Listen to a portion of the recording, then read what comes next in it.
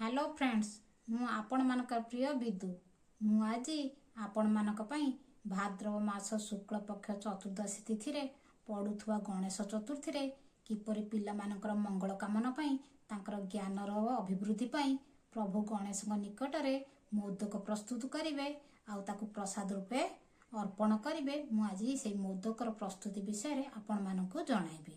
आउ प्रभु गणेशंकर मोदक होची अति प्रिय भोग, तेणु मोदकर प्रस्तुत प्रणाली खूब सहज। से दिन मोदक प्रस्तुत करी भगवान ठारे समर्पण कले पिला मानकर तथा घरर उन्नति हब। तेणु मोदक किपरि प्रस्तुत हब मु से विषय आपण मानक अवगत करी। मोदक प्रस्तुति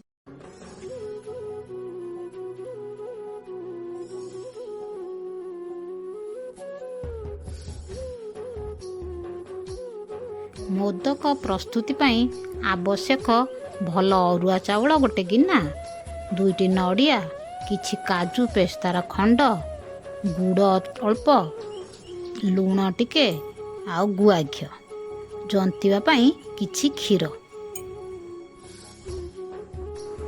अरुआ चाउल को एभली प्रथमे धोईकी भल भाव धोई धाईकी रखी एहा परे एहा गोटे जगह को छाणी दबा।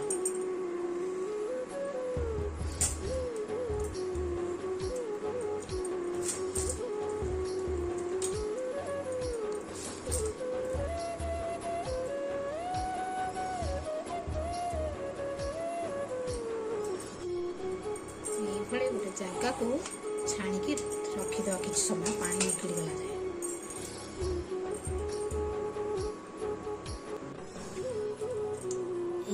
कपड़ा रे सूता कपड़ा रे सुखे दबा।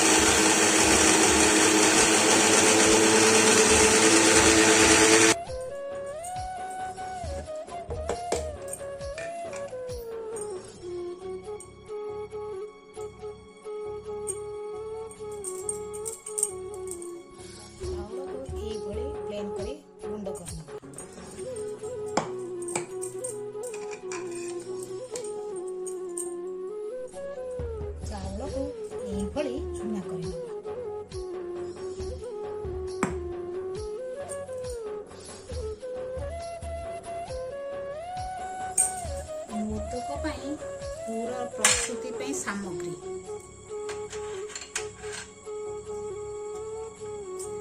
नड़िया, घिओ, गुड़, क्षीर, काजू आउ पेस्ता कटा,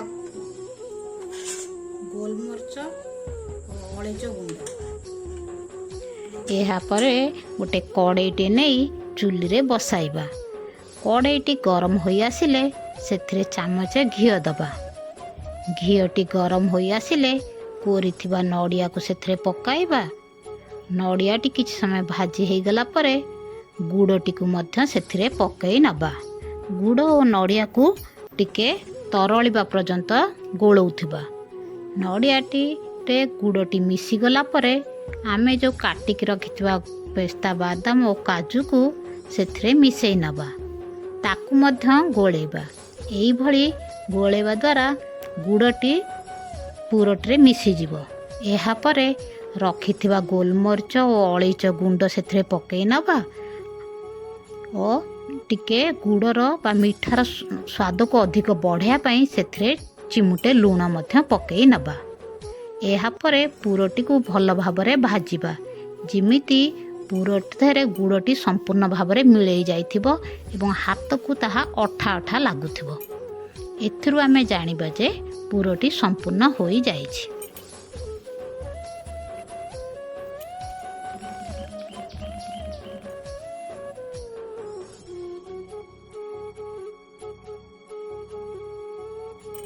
ଏହାପରେ ଚୁନାଟିକୁ ଜନ୍ତିବା ପାଇଁ ଆମେ ଚୁଲାରେ ଏକ କଡ଼େଇ ବସାଇ ନେବା।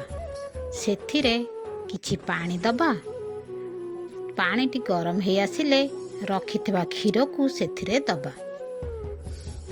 କ୍ଷୀର ଟିକେ ଗରମ ହୋଇ ଆସିଲେ ସେଥିରେ ଅଳ୍ପ ଲୁଣ ଦେଇଦେବା ଏବଂ ପିଠଉଟି କଡ଼େଇରେ ନ ଲାଗିବା ପାଇଁ ସେଥିରେ ଚାମଚେ ଘିଅ ଦେବା।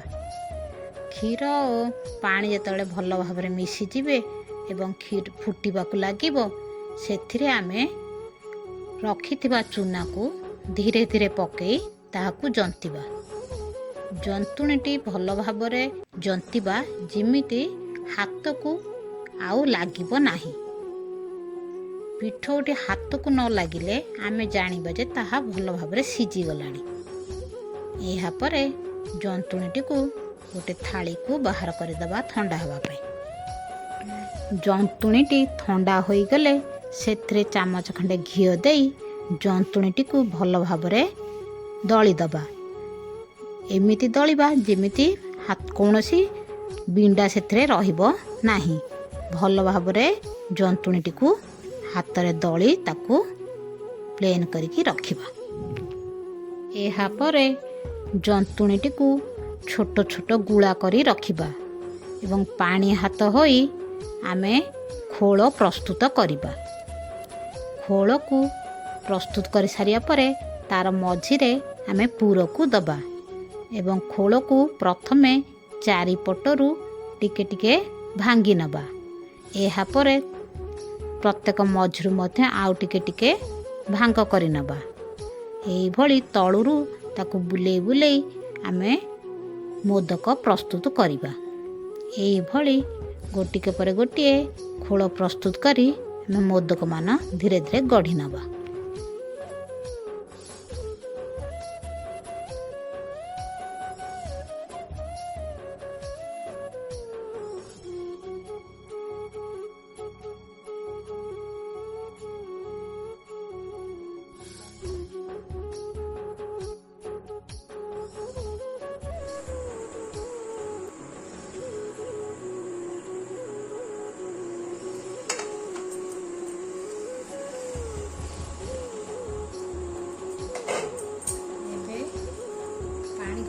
ଆସିଲାଣି, ତାପରେ ଆମେ ଦେଇଦେବା।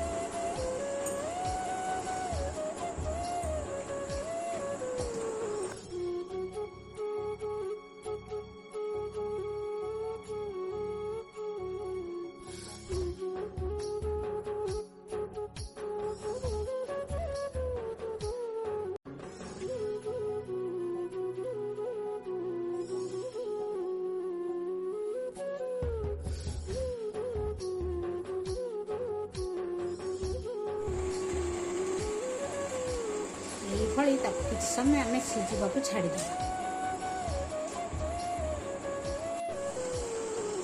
ଏବେ ସିଝି ଆସିଲାଣି, ଆମେ ତାକୁ ଏବେ ବାହାରକୁ ବାହାର କରିଦେବା।